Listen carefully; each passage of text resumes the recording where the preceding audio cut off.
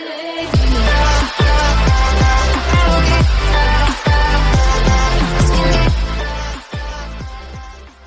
what's going on guys? JS Cards here, coming at you with a Yu-Gi-Oh! Deck profile, and today I'm going to be profiling my Invoked Shaddoll deck. I've been having a lot of fun just testing this out and playing with it over the last couple of weeks, and it's very fun, very powerful, and I think this deck is going to be even stronger once Master Rule 5 goes into effect. So let's jump into this. We're going to go over the cards, and this is my list that I've been testing, but once Master Rule 5 comes out, I might change some things up a bit, but here we go. Alright, so of course we're starting off with 3 copies of Alistair. I mean, this is like your key main normal summon of the deck. I really like the way all the invoked cards synergize with the Shaddoll cards, and it's a great card. So 3 Alistair, 2 copies of Wendy, and 1 Ariel. Wendy can actually give your opponent a very tough time, and I like having the 1 copy of Ariel as well. For the other Shaddoll cards, I'm pretty much playing 2 of a lot of different ones. So 2 Beast, 2 Hedgehog, and 2 Dragon. No Falco. I would maybe like to try to fit a copy in, but I just ran out of room. But I do like this ratio of 2 of pretty much all the other ones.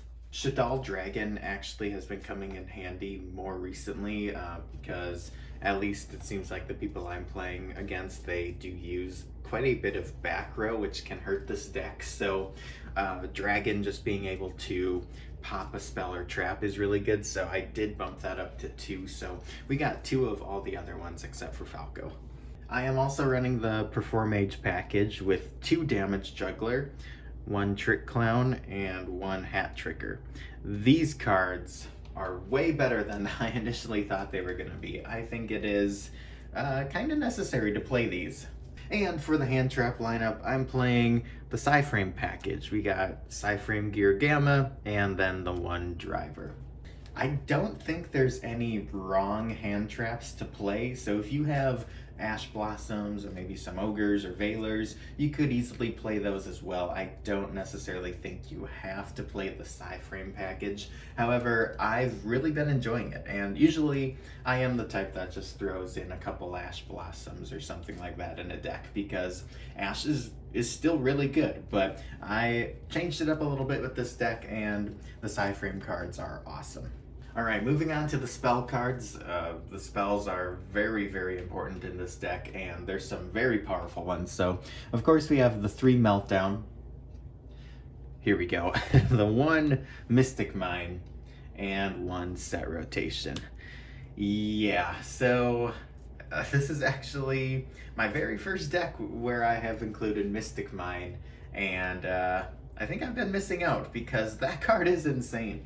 The Magical Meltdown is really good as well, but Mystic Mine can really just shut down your opponent.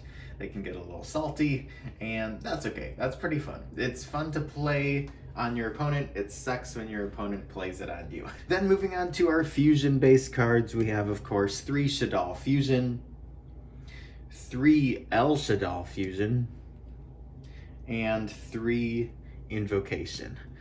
Invocation, oh my god, I don't even know where to begin. This card is insane. I think it definitely is worth the price that it's at because it is a generic fusion card, which you can play it in really any deck, and it's so good. For the rest of the spells, I just play 3 copies of Called by the Grave because hand traps can really hurt this deck. You need your effects and you need your combos to go off.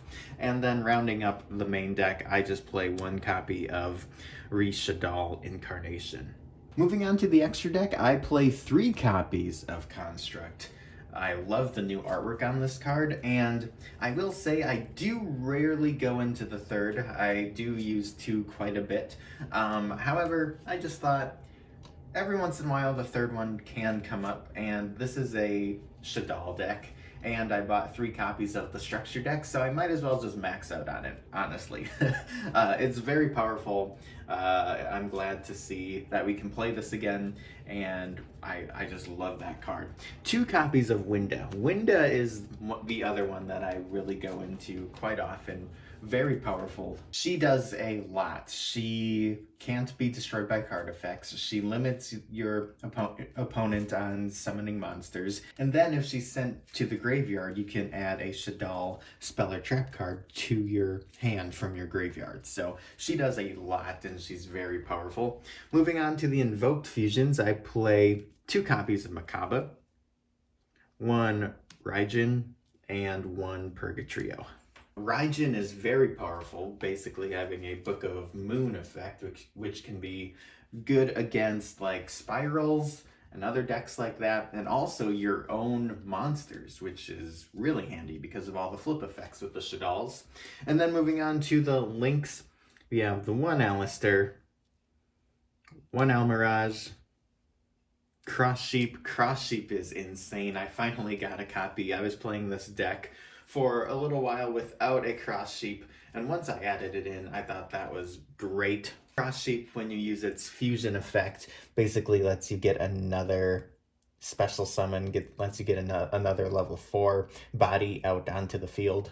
And then we have 1 Cerberus, Phoenix, and last but not least, Borolo Dragon. So there you guys have it. That is my Invoked Shaddoll deck profile. I hope you guys enjoyed it. This deck's really fun, really insane. Comment down below what you thought. If you enjoyed this video, make sure you hit that like button and subscribe. That really helps me out. We're on our way to 1,000 subscribers. I hope we can get there. All of you have been awesome. Stay tuned for more Yu-Gi-Oh! News, deck profiles, and openings, and I'll catch you guys next time. Peace out and have a good one.